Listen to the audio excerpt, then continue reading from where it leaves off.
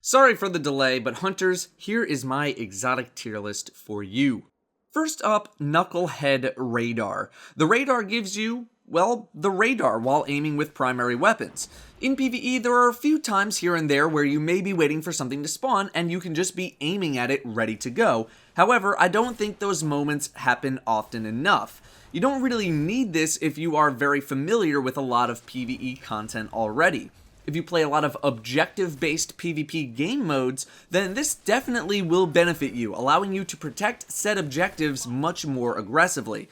The Symbiote has become less popular, as we'll talk about in a few minutes, which leaves the Gunslinger slot more open in terms of exotic choice for PvP. All things considered, I don't think it's the best overall option for PvP gunslingers, but it's definitely not the worst. Bones of AO, the ever-popular boots, return to year 2. These give you an extra jump on your jumps. As with most do-a-thing exotics, I will leave them unranked, as it all depends on how you like to play and if it's worth sacrificing another exotic for this extra jump. I personally don't use them since I look for power, but I know plenty of people who will literally never take them off for any reason. If you are one of those people, then I really don't blame you, as there aren't too many hunter exotics in the game right now for PvE that have a huge impact, something on the level of, say, Ruin Wings, which means you can wear these boots without feeling like you're sacrificing too much power. Radiant Dance Machines are the less popular brother of the Bones of AO, giving you increased movement speed while aiming, but they're also a do-a-thing exotic, so how much you personally like them and how much they might improve your personal play will impact your personal rating.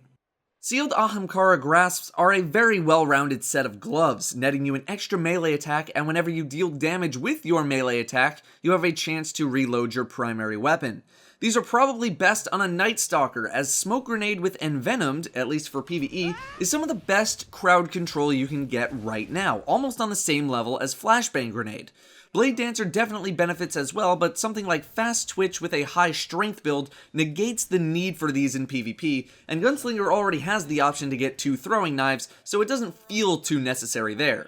In Night Stalker PvP, double smokes are great for Trials of Osiris if you like a more control-based build. The rating these gloves get vary wildly depending on your subclass, but for Night Stalkers I think they are rated pretty high. Don't Touch Me will turn you invisible for a short time when you are hit by a melee attack.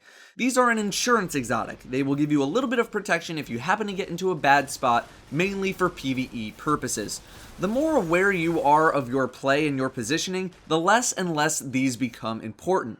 They can be frustrating as well, because if you're hit by a melee attack while shooting, the stealth is removed immediately, giving you nothing at all. Vanish and Smoke from Night Stalker is going to be a better option if you're looking for stealth, because at least you're in complete control of said stealth.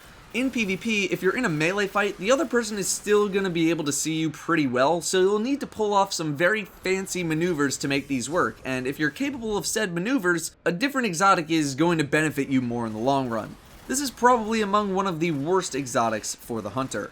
SKYBURNERS ANNEX is a support-based helm giving you a chance to create orbs of light on heavy weapon kills, essentially Iron Harvest, and orbs collected when full have a chance to grant special ammo. The second part is pretty weak as a bonus, especially when it's only a chance to get ammo. With a Night Stalker build that focuses on generating orbs, so Light of the Pack, combined with something like Bad Juju and a solid heavy weapon, you could be spamming a lot of orbs out for your team. However, this should only be utilized when you're able to kill many enemies with as few shots as possible, so low tier enemies like Dregs and Thrall. The more health a target has, the less it is worth shooting with a heavy when you're using this helm, which is almost the opposite of what you should be doing with a heavy weapon. It's a fun build when combined with other players using equally as effective orb generating builds or otherwise ability spamming builds. Is it the most efficient? Maybe not, but it still has some potential. It is a complete non-factor in PvP though. CREST of Alpha LUPI, much like the other 2 times we reviewed it, gets a variable rating for literally everything, getting a high rating where rezzing your team is important, and getting a low rating when it's not important or impossible to do so. The extra orb generated is nice, but not quite nice enough to warrant using in places where it gets a low rating. Young AHAMKARA'S Spine got a nice buff in the Taken King, where you now gain an extra trip mine grenade in addition to them lasting a really long time. That buff increased their popularity a little bit, making them actually a viable choice for PvP.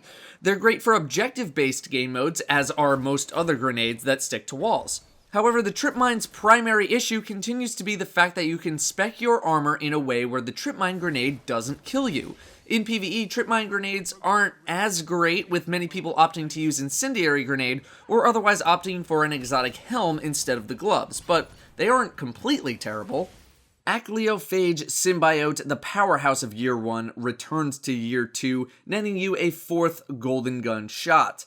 That 4th shot will come at the cost of 3 seconds off your Golden Gun timer though, so there's a trade-off to be made. In PvE, this basically retains the same value as it did in Year 1, since it's pretty simple to pop off 4 shots. However, in PvP, those 3 seconds make so much of a difference that the helm, in the eyes of a lot of top tier players, has completely fallen off the exotic radar. Can you get 4 kills enough times to make this helm worth it to you? If you can, then go for it. If you can't, then for PvP, this might not be worth your time anymore. Celestial Nighthawk turns your 3 Golden Gun shots into 1 Mega Shot doing 6 times the damage, and gives you Keyhole. Right off the bat, it's going to get a 1 for PvP. This is not a PvP helm. In PvE, this does what I think Golden Gun should be doing, and that's completely annihilating a target immediately or otherwise hurting it really badly. You just better not miss with that shot. It's not great for generating orbs, but it's really good at taking the one thing you don't want to exist and making sure that it goes away. Pretty much every PvE activity has a target like that somewhere, so it gets a mid-tier rating for that at the very least. Mask of the Third Man reduces the amount of energy required per swing of Arc Blade. This bonus itself sounds pretty good, but how much energy is it exactly? Well, I tested, and with Mask of the Third Man, you get about 2 or 3 extra swings. That's it. That's really not that great, even when in combat, and that's 2 or 3 swings at most in the middle of fighting. Blade Dancer itself really isn't that popular in PvE, mainly because of the fact that it's just not very good, and also partly because Night Stalker is very good. Combined with the fact that Arc Blade just simply isn't that effective versus high-level major targets, this helmet really isn't anything special. In PvP, it can get you that extra couple of swipes you might need to escape or secure the kill, but it's not really gonna be noticeable. However, the ATS-8 Tarantella is now available as a drop to players, and I think is a much more effective Blade Dancer exotic. You take less arc damage in PvE, and your grenades and Arc Blade recharge faster, so it's got a little bit of everything for all modes of play. It's tough to rate this exotic when Blade Dancer is not really that great in PvE, but if you happen to be a Blade Dancer in pretty much any aspect of play, this is definitely among the best options for you, if not the best entirely. Finally, the Graviton Forfeit is top tier in terms of looks, but I cannot give it a rating because it is also a do-a-thing exotic. Shade Step is an ability with a very high skill ceiling. Those who can use it effectively can absolutely destroy people, as you're seeing right now by Luminosity, which would give this helm a 5 in PvP because having Keen Scout and Shade Step is really good. However, if you're terrible with Shade Step, like I am, then this helm is not nearly as good of an option.